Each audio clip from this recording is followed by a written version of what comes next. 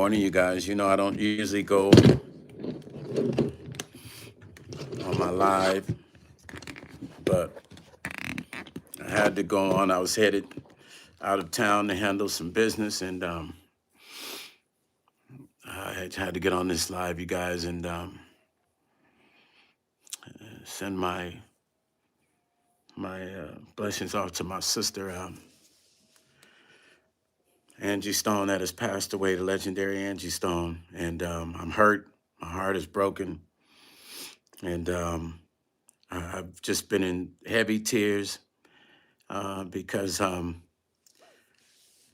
just talked to Angie the other day, and I don't really like sharing my emotions, but Angie Stone was she was an amazing person, you guys. And for those that never had a chance to meet her and get to know her,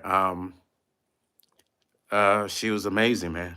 And she passed away this morning. I just spoke to her the other day. She wanted me to come to this show that she was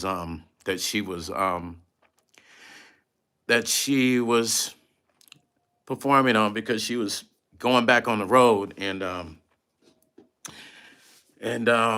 yeah, man, we're working out her residency for Vegas. We had just locked in her residency, my big brother and the company that I work for, the TBC group, and we're just lining up the Vegas residency.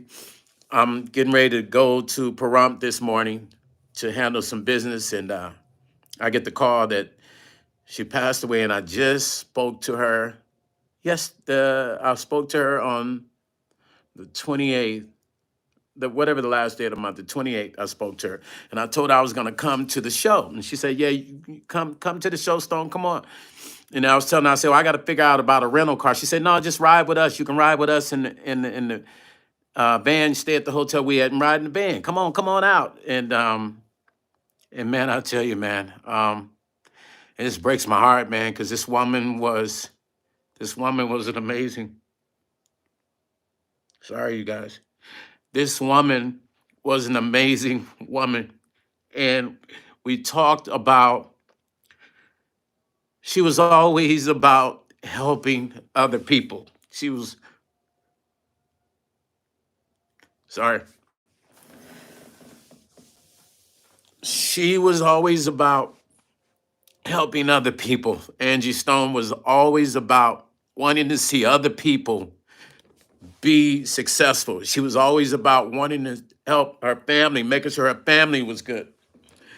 She was always about wanting to make sure that she uplift other people, you guys. And I had to get on there and do this because I have to, for her and in the memory of Angie Stone, I have to get on there. And I know, people say men shouldn't cry. That's a bunch of bullshit, man. But I'm gonna tell you, I cry, man. I ain't even gonna hide that shit. You know what I'm saying? Because real men do. But I have to get on there because her legacy is a legacy that will never be forgotten, you guys. All those that love Angie Stone and love the music that she has put together. And she was talking to me because she's working on a new album. My big brother Visal Benford was going to produce the new album. Like I said, we had just locked in a residency for her to do Vegas, and we talked. And I was supposed to have been out on the road with her for a couple of dates just to hang out. I was just gonna go and hang out with her and show my support and help her out with whatever she needed on the road because we've been helping her with her business and lining this. You wouldn't even be hearing me talk about this right now because we weren't going to announce this to the media or the public and do the press release until the Vegas residency was finalized. But we were just at the finalized stations for the Vegas residency for Angie Stone and friends, and we talked 3 days a week. Her son and her assistant Shayna and myself, we talked 3-4 days a week. My big brother Visal Benford, the TBC group, all of us. If I wasn't on the phone talking to Angie about the residency or her publishing or business, we were talking about God. We were talking about the blessings that God gives people and the blessings that He has bestowed back upon her. We talked about faith and life. We talked about everything, you guys. We always had great conversations. She was just an amazing person, man. And I'm heartbroken because I think I'm more so heartbroken because I wanted to see all the other things for her happen, all the things that she wanted to happen. I wanted to see those things manifest. You understand what I'm saying? So, and we had built that. You know what I'm saying? We had already built that, and it's about to go down. You know, Vegas for Angie, and I'm heartbroken because you know how you want something for somebody, you want to see that happen, and their life is cut short, and you're thinking about all the things that they should have gotten. Like we were fighting with her publishing. We've been fighting to get all the whole team, all of us, Shayna, me, TBC Group, my big brother Vasal. So many people owe this lady money, man. So many people robbed this woman of her publishing, taking her money from her. And we talked about this on the phone, and we were working to get all this back, get all her public. We were actually in the middle of all her publishing coming back to her and finding songs that were hidden and songs that weren't registered, and going over just different people in the legal aspect that had taken from her.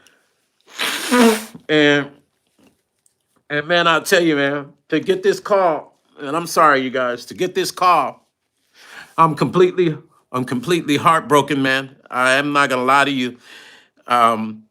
She was just a great person, and her contribution to music has been incredible.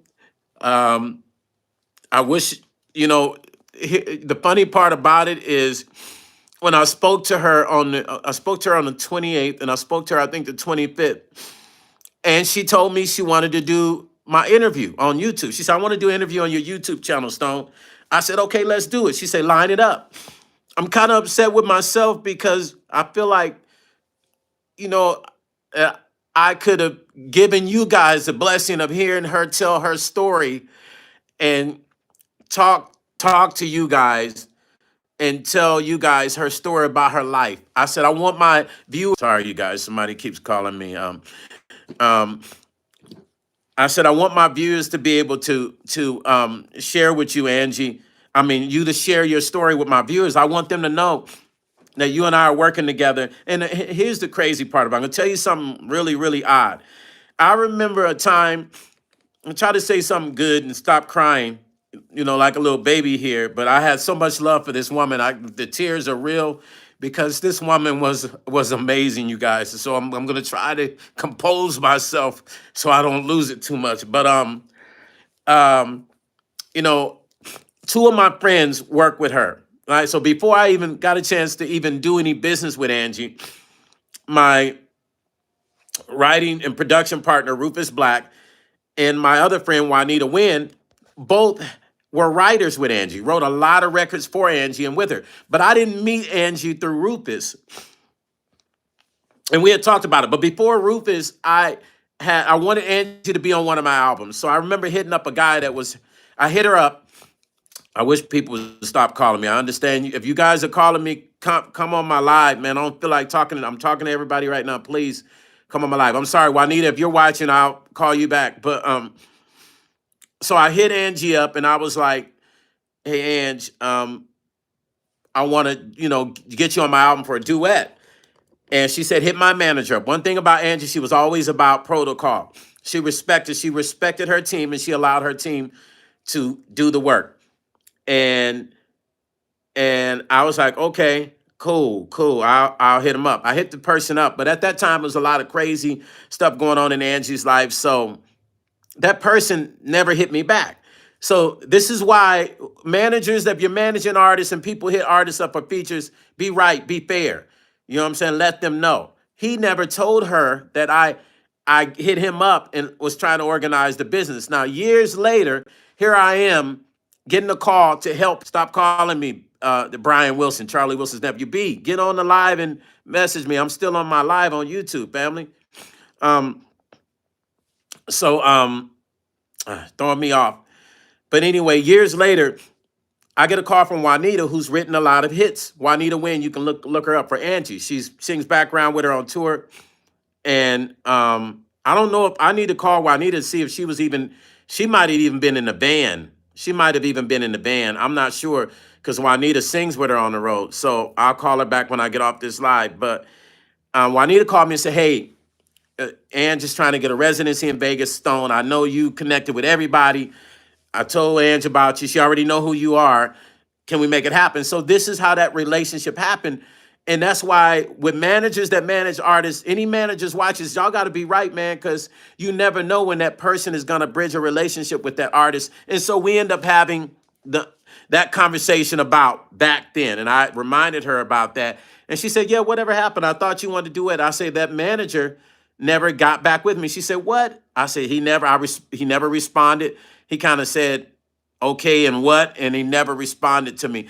And she was blown away. And she said, and that's why I hate when I have people managing me. Some things they don't tell me. So managers, you got to be fair. When these artists, when people come to them for collabs, you know, you got to respond back. When the artists say, talk to my manager, you got to respond back. Because who would have ever thought that me and Angie would have been working together so closely on all this business that we had?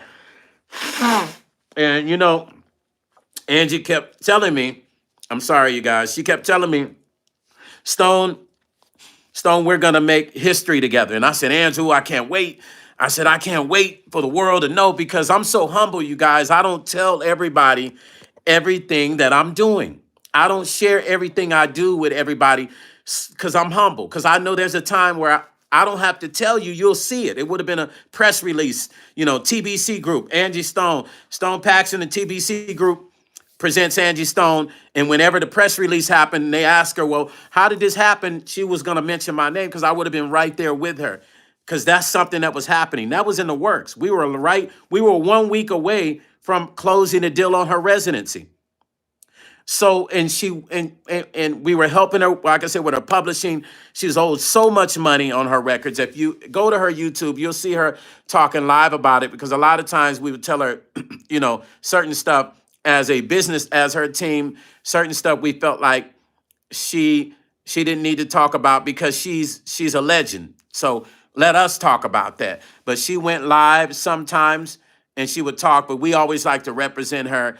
And she would talk to me and ask me, what do you think? And I said, hey, that's the truth. I would say this and say that. But the residency was going to set the record straight. She was in the process of gaining all her publishing back, which that's still in the process as we speak. But I didn't see this coming, you guys. So when I get the call this morning, I'm headed to Pahrump. And I get this call, man, and just broke me down, man. I'm not going to be right for a minute, man, because this lady was incredible. I wish that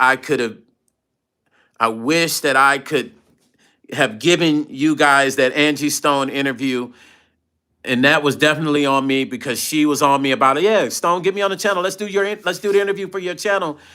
And I didn't do it, man. And I wish I could have given you guys Angie so she could share with you her stories about all the stuff she wrote and all the artists that took from her and never gave her credit.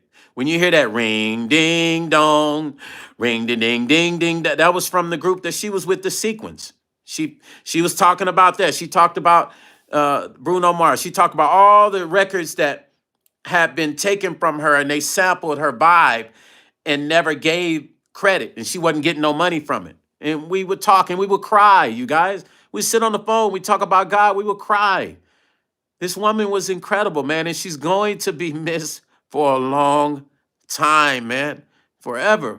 She was incredible, man. And I know there's a lot of people that are not going to get online that know her well as well, and they're not going to get online and pour themselves out like this, because it's hard to get online and be vulnerable and allow yourself to let the tears go. But I had no other outlet but to be on here and to share this with you guys who are going to shed some tears with me, because if you loved her music, then you understand her passion for people. You understand what I'm saying, you guys? So I had to get on here and tell you guys, man, rest in peace to my sister, Angie Stone. Stream her music, love her, talk about her. There'll never be another one like her, you guys. She's only one of one, and I love her, and she will be missed, you guys. I gotta go.